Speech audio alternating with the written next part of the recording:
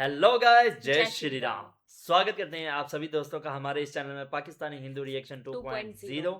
कैसे हैं आप सभी लोग? उम्मीद करते हैं आप सभी लोग ठीक होंगे और हम भी भगवान से यही प्रार्थना करेंगे कि आप सभी आप लोग अपनी लाइफ में खुश खुश रहो। रहो।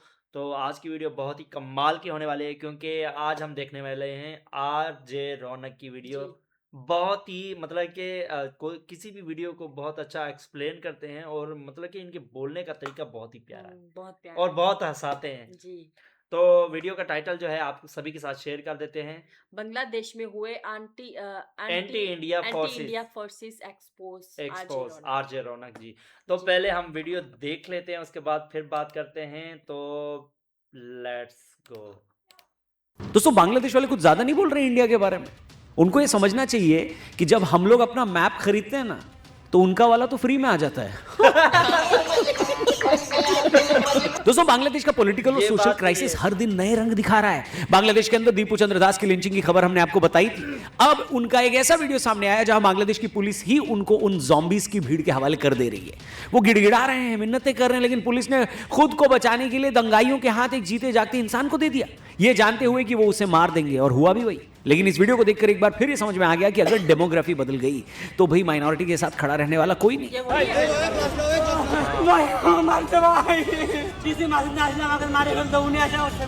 खैर उन वैश्यों का तो भगवान हिसाब करेगा और बड़ा ही दर्दनाक हिसाब करेगा, लेकिन इस समय बांग्लादेश का हिसाब थोड़ा बिगड़ा हुआ है।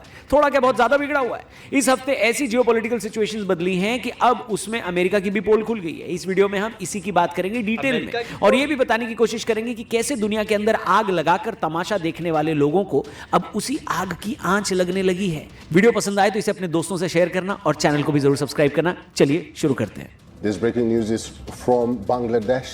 A man has been reportedly killed after assailants threw a crude explosive. The bomb was thrown off the Mog Bazar flyover and struck him directly, causing death on the spot. Political violence, demographic crisis और इस बीच anti India propaganda से घिरा हुआ बांग्लादेश इस time एक ऐसे बदलाव से गुजर रहा है जो भारत के लिए ठीक नहीं है। शेख हसीना की सरकार गिरने के बाद मोहम्मद यूनुस के नेतृत्व वाली इंटरिम गवर्नमेंट पर दबाव बढ़ता जा रहा है। दिसंबर 2025 में शरीफ उस्मान हादी की हत्या ने पूरे बांग्लादेश को आग लगा दी, जिससे राइट्स, लिंचिंग और मीडिया ग्रुप्स पर हमले हो रहे हैं। बांग्लादेश में 18 से 20 दिसंबर को भयानक दंगे भड़क उठे जब इनकलाब मंच के प्रवक्ता शरीफ उस्मान हादी की गोली लगने से मौत हो गई। ऐसा आरोप है कि हादी को 12 दिसंबर को आवामी लीग के स्टूडेंट यूनियन के मेंबर्स ने गोली मारी, जो बाद में भारत भाग गए। इस घटना के बाद बांग्लादेश की सड़कों पर एंटी इंडिया प्रोटेस्ट शुरू हो गए। ज़ॉम्बीज की भीड़ दिमाग और कान बंद करके भारी तादाद में इंडियन एम्बेसी की तरफ बढ़ने लगी। इसके बाद भीड़ ने कई अखबारों के दफ्तरों पर हमला किया, आग लगाई और पत्रकारों को निशाना बनाया। चिनाउड और उडुपी जैसे कल्चरल सेंटर्स को इंडियन कल्चर के सिंबल और एडवर्टीजमेंट बताकर तोड़ा गया। वहीं दीपू चंद्र दास के साथ क्या हुआ ये पूरी दुनिया ने देखा। उनको ईश निंदा के आरोप में मार दिया गया, जबकि इसके कोई सबूत भी नहीं मिले थे। एनसीपी और इस्लामी छत्र शिविर जैसे ग्रुप्स ने भारत विरोधी नारे लगाए, भारतीय दूतावास पर हमले की कोशिश की और हसीना के एक्सट्रेडिशन की मांग की। यूनुस गवर्नमेंट ने सेना, आरएबी और बीजीबी तैनात कर डाली, लेकिन ऑपोजिशन इसे दमन बता रहा है। फाइनेंशियल मोर्चे पर इनकी गारमेंट इंडस्ट्री ठप हो चुकी है। इन्फ्लेशन ऑल टाइम हाई होने वाला है और इसका फॉरेन रिजर्व भी ऑलमोस्ट खत्म होने की कगार पर है। लेकिन इन सब के बीच एक सबसे बड़ा ट्विस्ट हादी के भाई ने लाया, जिनके हाल ही में कहे एक बयान ने पूरे बांग्लादेश के पॉलिटिकल सिनारियो को ही बदल डाला। আপনারা মনে রাখবেন, বাংলাদেশের জুলাই বিপ্লবের আগে যারা ক্ষমতাধর ছিলেন, যারা রাষ্ট্রকে নিজেদের মনে করতেন, তারা কিন্তু আজকে কেউই বাংলাদেশে নাই। हादी के भाई शरीफ उमर हादी ने यूनुस सरकार पर सीधा इल्जाम लगाते हुए कहा है कि उसके भाई की हत्या बांग्लादेश के अगले चुनाव को पटरी से उतारने की साजिश थी।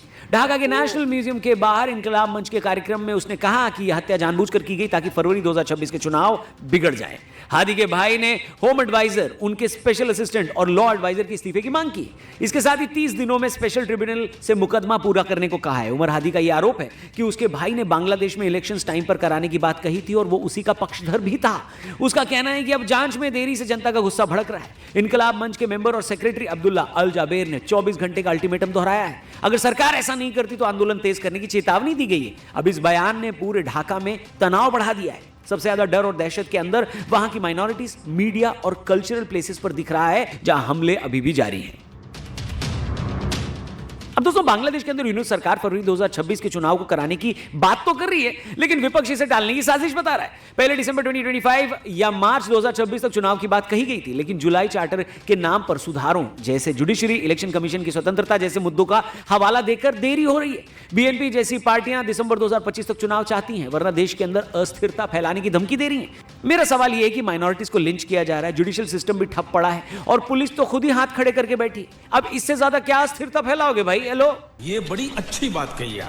आवामी लीग पर दोस्तों इस समय बैन लगा हुआ है, जबकि बीएनपी और एनसीपी के बीच टकराव बढ़ रहा है। एक्सपर्ट्स का कहना है कि यह बदले की राजनीति और फाइनेंशियल क्राइसिस को बढ़ावा दे रहा है, जिससे डेमोक्रेटिक रीसेट मुश्किल हो रहा है। साफ शब्दों में यह यूनुस की तरफ से बांग्लादेश के चुनाव टालने की साजिश है। यूनुस यह भी चाहता है कि वो भारत को उस हद तक प्रोवोक करे ताकि भारत एक जवाबी हमला करे और उसके बाद बांग्लादेश में चुनावों को वो इमरजेंसी बताकर फिर से टाल दे।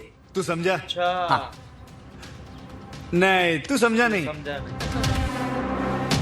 अब बांग्लादेश की क्राइसिस भारत के लिए बड़ा खतरा है। ऐसा क्यों, इसके बारे में हम आपको पहले भी कई वीडियोस में बता चुके हैं, लेकिन इसमें नॉर्थ ईस्ट को लगातार पैनिक मोड में डालने की कोशिश हो रही है। दरअसल बांग्लादेश के इस एंटी इंडिया सेंटीमेंट्स की वजह से बांग्लादेश में इंडिया वीजा सेंटर्स बंद हुए हैं। साथ ही राजशाही और खुलना में हमलों का डर है। सीमा पर घुसपैठ, रेडिकलाइजेशन, इलीगल आर्म स्मगलिंग और कम्युनल टेंशन बढ़ने वाले हैं। दीपू चंद्र दास की लिंचिंग के बाद से माइनॉरिटीज के अंदर भारी डर है, जिसकी वजह से वो बांग्लादेश से भागकर भारत शरण लेने के लिए मजबूर हो सकते हैं। ये बांग्लादेश बॉर्डर पर भारत के लिए एक रेफ्यूजी क्राइसिस बनने का डर बढ़ा देगा। फाइनेंशियल मोर्चों पर गारमेंट सप्लाई चेन इस समय पूरी तरह बाधित है। बिजनेस और कनेक्टिविटी प्रोजेक्ट्स जैसे ट्रेन सर्विसेज भी इससे अफेक्टेड है। शेख हसीना के एक्सट्रेडिशन की बढ़ती मांग ने एक डिप्लोमेटिक टेंशन भी पैदा करके रखा है। लेकिन इन सब के बीच में वेस्ट बंगाल के अंदर 1 साल पुरानी खबर सोशल मीडिया पर वायरल है, जिसने पूरे सीक्रेट एजेंसीज और सिक्योरिटी फोर्सेस की टेंशन बढ़ाई है।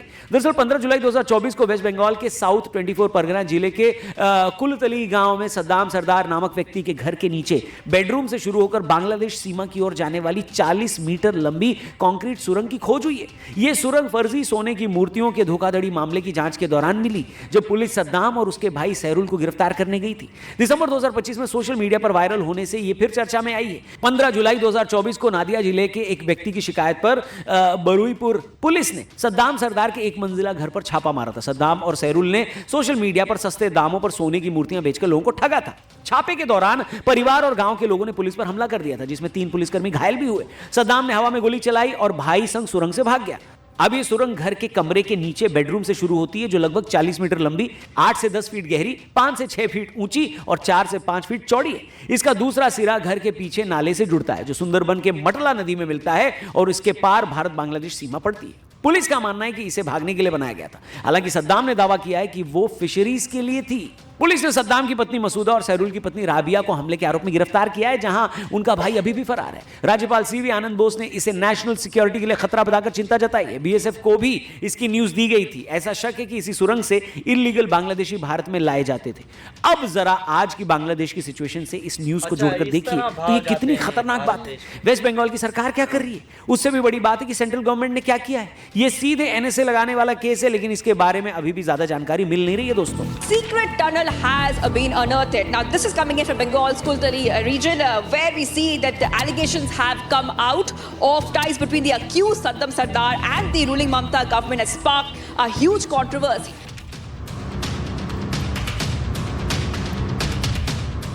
अब दोस्तों किसी भी देश के अंदर भसड़ मची हो और ताऊ अमेरिका उसमें न बोले, ऐसे कैसे होगा। American house foreign affairs committee के कुछ सांसदों ने 23 दिसंबर 2025 को बांग्लादेश की इंटरिम सरकार के चीफ एडवाइजर मोहम्मद यूनुस को एक चिट्ठी लिखी और बोला कि अपने देश में हो रहे मामलों पर ध्यान दो और एक फ्री एंड फेयर इलेक्शंस कराने में अपना सहयोग दो। भैया इसके बाद की लाइन पढ़ के तो मैं ऑलमोस्ट मूर्छित हो पड़ा, जहां अमेरिका ने बांग्लादेश में शांति बनाए रखने की अपील की। मतलब दुनिया में आग लगाने के बाद शांति वाली पीपनी बजाना अमेरिका की पुरानी आदत है। नहीं, बात तो सही है। अमेरिका ने हमेशा से यही किया। यूएसएसआर के खिलाफ अमेरिका ने तालिबान को बनाया और बाद में तालिबान ही अमेरिका के खिलाफ हो गया। लादेन ने उनके ही देश पे हमला किया। ऐसे ही कहा जाता है कि यूनुस को भी बांग्लादेश में उसी ने खड़ा किया। किसने? अमेरिका ने। और अब ताऊ अमेरिका ही चाहता है कि बांग्लादेश में फ्री एंड फेयर इलेक्शंस हो जाए। सवाल यह है कि भाई अमेरिका चाहते क्या हो बे? बोलो बोलो, टेल टेल। अमेरिकन डिप्लोमेट और पॉलिटिकल साइंटिस्ट हेनरी किसिंगर ने कहा था कि it may be dangerous to be America's enemy but to be America's friend is fatal. इसका आसान भाषा में अनुवाद यही है कि अमेरिका का दुश्मन होना नुकसान जरूर पहुंचा सकता है, लेकिन अगर अमेरिका के दोस्त हो तो यह आपके लिए सबसे बड़े खतरे की बात है। अमेरिकन धोखे की कहानी किसी से छिपी नहीं है। अमेरिका सिर्फ एक ही देश का दोस्त है और वो है खुद अमेरिका, लेकिन एक इकलौती सुपर पावर होने के नाते उसकी दुनिया में आग लगाने की अपनी आदत पुरानी है। विदेशी डिप्लोमेट से लेकर पॉलिटिकल एक्सपर्ट से मानते हैं कि दुनिया में कहीं भी भी आग लगी हो, डायरेक्टली और इनडायरेक्टली उसके तार अमेरिका से जुड़ते हैं। बांग्लादेश के अंदर भी अमेरिका यही करना चाहता है। सबसे पहले तो उसका मकसद भारत को चेक में रखने का था। वो ऑलरेडी पाकिस्तान के अंदर अपनी पैड दोबारा बना चुका है। अब वो बांग्लादेश के अंदर अपना बेस भी बनाने पर आमादा है, जो भारत कतई नहीं होने देना चाहता। अमेरिका का भारत के दो छोर पर आकर बैठ जाना सीधे भारत के जियोपॉलिटिकल इंटरेस्ट के एकदम खिलाफ है। और इतिहास गवाह है कि अमेरिका ने जब भी किसी भी एंटिटी को खड़ा किया है, वो एंटिटी उसी के खिलाफ खड़ी हो गई है। अमेरिका ने रिसोर्सेज तो खूब बनाए, लेकिन फिर वो दुनिया का सिरदर्द भी बन गई। यही अमेरिकन आदत है, और शायद ऊपर वाले का इंसाफ भी। लेकिन बांग्लादेश के अंदर अभी भी सिचुएशन सीधे भारत के लिए एक बड़ी टेंशन बढ़ा रहा है। अब देखना यह है कि भारत इन बातों से कैसे जूझता है और इन्हें कैसे हैंडल करता है। इस पूरे मुद्दे पर क्या है आपकी राय, क्या सोचते हैं आप, कमेंट करके जरूर बताइएगा। बाकी बांग्लादेश को क्या कहना चाहते हो, अमेरिका को क्या कहना चाहते हो, कमेंट सेक्शन खुला है। जो भी आपके मन में आए लिख डालो, और रात को 8:25 पर देखना मत भूलना वायरल बात मेरे यानी रौनक के साथ, ओनली ऑन न्यूज़ 18 इंडिया। तो भाई ये थी आज की हमारी वीडियो। यार मैं कहता हूँ कि वाकई अमेरिका जो है ना, पहले लड़ाता है, उसके बाद फिर जो है शांति का वो संदेश देता है, ताकि मैं जो है दुनिया की नज़रों में हीरो बना रहा हूँ। हाँ। पर जो बांग्लादेश में जो हालात हैं, इसका अगर कड़ा एक्शन नहीं लिया गया तो ये सिर दर्द और भी ज़्यादा बन सकता है। अच्छा, वो देखा था एक कमरे से जो सुरंग हाँ, शुरू हुई थी और बांग्लादेश तक मतलब बांग्लादेश के घर, मतलब के सरदार के घर से वो सुरंग शुरू हुई थी। इंडिया भागने के लिए वो इंडिया तक जाती थी, और उस सुरंग के जरिए वो भाग के जा सकते थे, पर पुलिस के हत्थे चढ़ गए। लेकिन उसका भाई जो है वो अभी भी फरार है। तो ये अगर बात इसकी की जाए यार, इंडिया की अभी भी चुप क्यों बैठे हैं?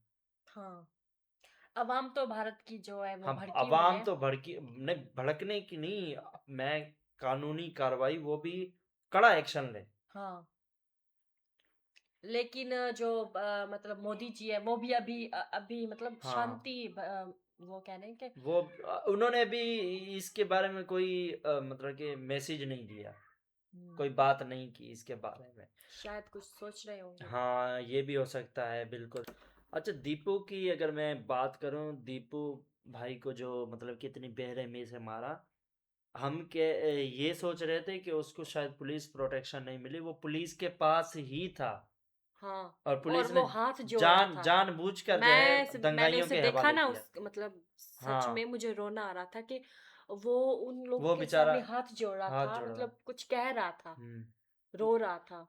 और लेकिन वाकई उन में लोगों कोई ने बेवकूफ ही होगा जो ऐसा काम करेगा, क्योंकि ये काम का कोई भी नहीं करेगा। और ये वाकई अगर सबूत होता तो फिर तो मानते, उसके खिलाफ सबूत भी नहीं है। और जब मतलब ये जो वीडियो है उस बेचारे की जिसको मारा गया है, हाँ, उसकी वीडियो फिर ये रोने वाली वायरल हो गई है, जो पुलिस हाँ, पकड़ के ले जा वो रही है उसे। कल की वीडियो फिर है ये।